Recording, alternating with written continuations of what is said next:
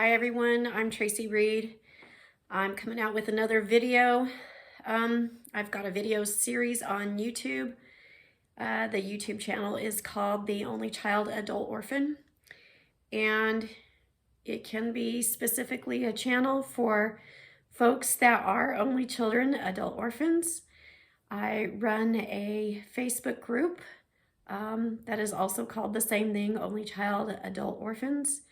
But I hope that this YouTube channel ends up getting good use for anybody who finds themselves going through grief or loss or some aloneness that might be difficult for them to navigate through, and that they might find this YouTube channel and these videos an extra resource and a guide to self-growth, self-mastery, and better understanding your situation where there is not as much needless suffering, and leading you on your path to joy. So with that understanding, I'm going to go ahead and launch into my video for this week. The topic that I thought would be good to cover would be the power of your intention. And that is such a huge thing. There's been this underlying theme in all of these videos I've kicked out so far, and I've said it over and over, but it bears repeating because it has so much truth and influence in our lives, whether we realize it or not, and that is what we choose to focus our attention on grows. And sometimes when we feel like we don't have any focus and we don't know what to go towards, we feel a little lost. And going through grief or loss or aloneness can be a hard time as it is, but if you don't feel like you've got a paddle to start rowing in your boat, or you've got only one oar instead of two to manage your paddling, it becomes more difficult. So let's talk about the power of intention and how it relates to the empowerment of managing your aloneness. So you look at your aloneness, and there may be many motivators behind what your aloneness looks like. Some of you may be comfortable with certain phases of your aloneness. Some people may not be comfortable being alone, period. Some people may not want to be alone even though they are comfortable being alone. Some folks maybe just want that replacement friend or friends or family that they feel like they've been missing a majority of their lives. And we've talked about that too, that it takes a long time to grow an old friend. It takes an investment. And we've talked about the frustration of, well, where do I begin to invest? And even when I start investing, it takes a while for these things to materialize. And that's where the power of intention is such a wonderful resource.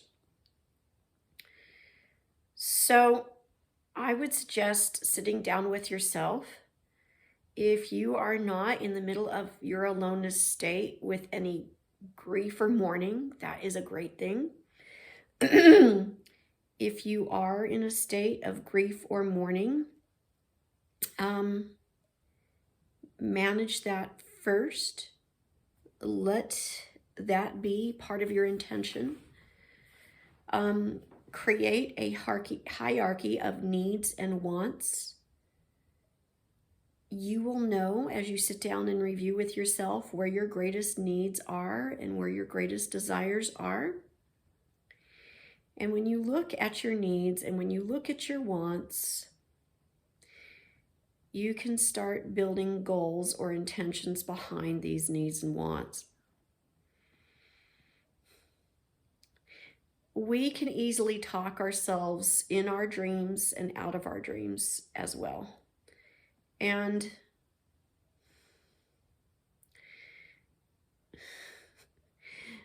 I have done this in my life. Sometimes I'll allow myself to dream a dream.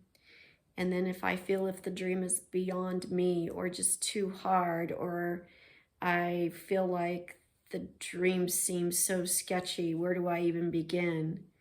I start abandoning the dream, or I start talking myself out of the dream and justifying why I should not pursue it. There is a tipping point on when to dream a better dream, when to dream new dreams, and what dreams to dream, right? There's a tipping point, and only you know when you've had enough or when you need more. You know when you thirst after a dream, and you know when a dream seems to die, but then you know when a dream seems dead. You also know when a song wants to be sung and a dream wants to be heard and expressed. Self-awareness is key. And the more that we tune into that self-awareness part of ourselves, the more we can build intentions behind the things we are self-aware on, our needs, our wants, and our desires. Okay, so sometimes we're made uncomfortable when we are going after our dreams, when we are going after the things that we need or want behind our intentions. And being uncomfortable, by the way, is normal and it's okay. Uncomfortable spurs growth and action. When we don't feel right about something, when we don't feel right about our aloneness or the care in it, it moves us to want to alleviate the symptomology. It's to alleviate the pain. Okay, so what if we start building intentions and goals behind our intentions to fulfill these needs, wants, desires, dreams? And some of these dreams take more work than we would have liked, or some of these dreams make us feel uncomfortable, and they involve risk and they involve vulnerability. Once again, if you are made to feel uncomfortable, you have to look at yourself and ask yourself, is this uncomfortableness I am feeling uncomfortableness that is good and productive for me? Is it growth promoting? Is it leading me towards the power of my intention of what I'm trying to create today, behind the intention of my goal fulfillment behind these things? Or is it not? Are these uncomfortable feelings signaling danger or harm? If so, then that allows for another form of evaluation. But if the power of these intentions lead to, oh, I don't know how to do this, or I have to put more effort into that in order to make it happen, I don't know if I want to do that. If you reach that point, you then have to ask yourself, is your need or your want that you have greater than the need for your ability to be uncomfortable? And this is where we start talking ourselves out of our needs and wants and our dreams. Oh, it's too uncomfortable for me to learn where to go to start making friends or getting involved in a group. It is too uncomfortable for me to start talking to people or to talk about certain subjects. If things continue to remain uncomfortable, where will your growth be? So you need to ask yourself, what kind of growth are you willing to get out of this? If you're not willing to go to those places where you can meet people or talk about certain subjects or make the first move, even though you're tired of it and you've made the first move half dozen times already, then you must not want to fulfill that need or desire enough. So then it comes down to, do I need to re-evaluate the power of my intention? Do I need to re-evaluate my goals? Or is this going to require more goals or more ways at looking at my intentions to make the abilities of my needs, goals, desires, dreams come to fruition. Things that are subjective are up to your own interpretation. What I would put value on as far as getting out there and making a connection or talking to people, you may not place the same value on. And when moving forward on looking at your intentions, it is really good to look at your scale of commitment. That's a self-measuring scale for subjectivity, right? So if you were to create a goal or an intention behind on the ability to fulfill the need on closing that gap on your aloneness, okay, an intention is, I will go out of my house today and talk to 2 people. So if I do that, is that a realistic thing that you could gauge yourself on your scale of commitment? On a scale of commitment of 0 to 10, 10 being I am rip-roaring ready to go on that goal or intention, and 1 as in forget it, it's not really going to happen. Where would you be on getting out of the house and meeting 2 people for the day? Would you be a 1 or would you be a 10? And then you have to reassess your goals and reassess your intentions. If you're going to say, oh, that's like a below, if anything is below a 7, more than likely you're going to feel really lukewarm or weak about creating a way to fulfill the power of your intentions.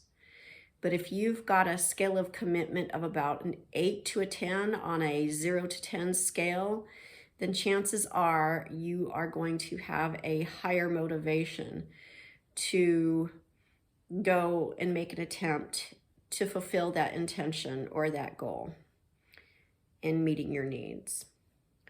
So I want you to think about that for this week. I want you to think about when you get out of bed each day and you don't know what you want to accomplish for the day, before your feet hit the floor and you roll out of bed, ask yourself, what are 3 intentions I have for today? And if it's gauged on closing the gap on your aloneness, think about what are the intentions I have on pushing myself out of my aloneness and meeting my needs.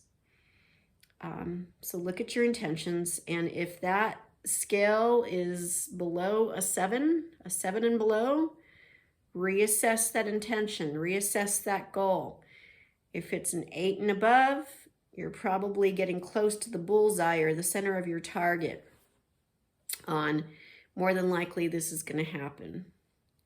So think about those things, and having intentions truly helps us feel like we are not wandering. It helps us feel more anchored and that we've got some direction and a place to go. And in our aloneness, I would like to think that regardless of how alone we feel, that we don't feel powerless of who we are, that we are an army of 1 at least, and that we can count on us. We can count on ourselves. If you're having a hard time counting on yourself because you're just not feeling it and you're feeling a lot of pain and you're feeling lost, it's okay. It happens. It's part of the human condition. Go back to what your intentions are for yourself. My intentions are today to exercise self-care and just feel better. My intentions are today to just get out of the house. Examine your intentions. Be patient with yourself. Rehearse these goals until you have enough mastery towards getting closer to your intentions.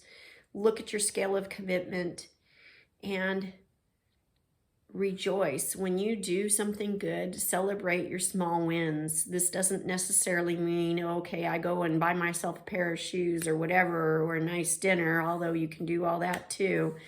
but feel good. Allow yourself to feel the joy when you check mark off something that is an intention that's accomplished towards closing the gap on your needs and wants, and being able to trust yourself and being able to realize that you can help yourself meet your needs and that you would enjoy yourself as a partner enough to do so. These are my thoughts for you this week in reflection of the new year. As the new year is coming out, New Year's is coming up in January. It is really good to look at what your intentions are. Very good. I'm going to be signing off right now, and those are my thoughts for you rolling into the new year. If you want some more direction in life about organizing those goals or thoughts on the power of your intentions for your daily motivation or on particular things that you're working on, let me know. Drop me a line at tracyreed.lifecoach@gmail.com, and I will be happy to answer any questions or even provide any life coaching sessions if you feel up to it, if you need more than what these videos are providing. And I am always open to talking with you. So have a great new year, and I will be sending more videos out shortly. Bye.